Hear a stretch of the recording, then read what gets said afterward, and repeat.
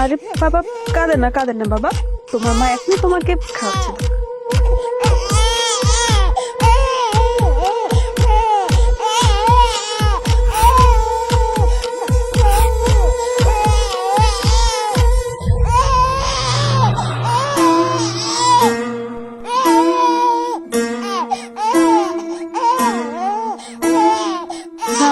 না বাবা, কাঁদে না বাবা।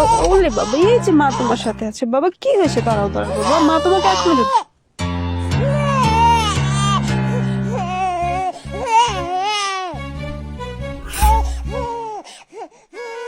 মামা, মনটা চাইতেছে কি জানো? মনটা চাইতেছে ওই বাচ্চার জায়গায় যদি আমি খাইতে পারতাম। ওলে বাবা, কি হয়েছে?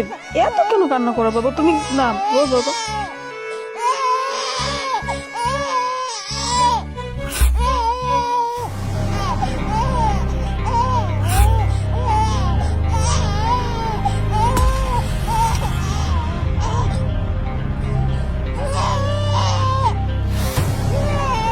এক্সকিউজ মি ভাইয়া, আপনি এসব কি করছেন? আমরা আবার কি করলাম বাবা? কি করেছেন মানে? আমি এতক্ষণ ধরে আমার বেবিটাকে দুধ খাওয়ানোর চেষ্টা করছি, আর আপনারা কিনা সেটার ভিডিও করছেন। এটা কোন ধরনের কাজ? আর আপনাদের কি লজ্জা করে না? লজ্জা তো আপনার লাগা উচিত। আপনি পাবলিক বাসের মধ্যে আপনার বাচ্চাকে দুধ খাওয়াইতেছেন, আমরা তাকে তাকে দেখবো না? এটা কি দুধ খাওয়ানোর জায়গা? দুধ যদি এতই খাওয়ানোর ইচ্ছে থাকতো আপনি বাসা থেকে খাওয়াই আনতে। একে তো আপনার বাচ্চা কান্নাকাটি করতেছে, আমাদের ডিস্টার্ব হইতেছে, তারপরে আপনি আবার দুধ খাওয়াইতেছেন, ভালো কথা, আমাদেরকেও ঝাড়ি মারতেছেন। এগুলো কিন্তু ঠিক না আপা। ভাইয়া শুনেন, ও একটা ছোট বাচ্চা, ওর যখন খিদে লাগবে তখন ওকে খাওয়াতে হবে। সেখানে সেটা বাস নাকি বাসা, সেটা তো দেখার টাইম নেই। এক্স্যাক্টলি আপা, আপনি বাসের মধ্যে দুধ খাওয়াবেন, আমরা তাকায় থাকলে দোষ। আমাদেরও তো এটা দেখার টাইম নাই যে আপনার বাচ্চা খিদা লাগছে নাকি লাগে না, এগুলো তো আমরা দেখতে যাবো না, তাই না?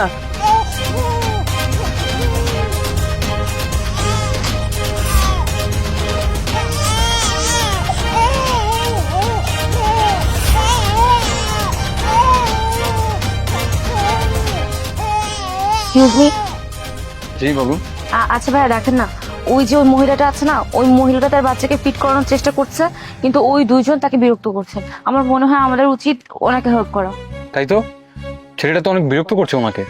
হ্যাঁ ঠিকই বলেছেন, অনেকক্ষণ ধরে দেখছি এই ছেলেটা ওই মেয়েটাকে ডিস্টার্ব করতেছে। আমি কি বলছি, আমাদের একটা বিহিত করা উচিত। হ্যাঁ, আমাদের ওই মেয়েটাকে সাহায্য করা দরকার। হ্যাঁ ভাইয়া, প্লিজ চলেন না, আমরা ওনাকে একটু হেল্প করি।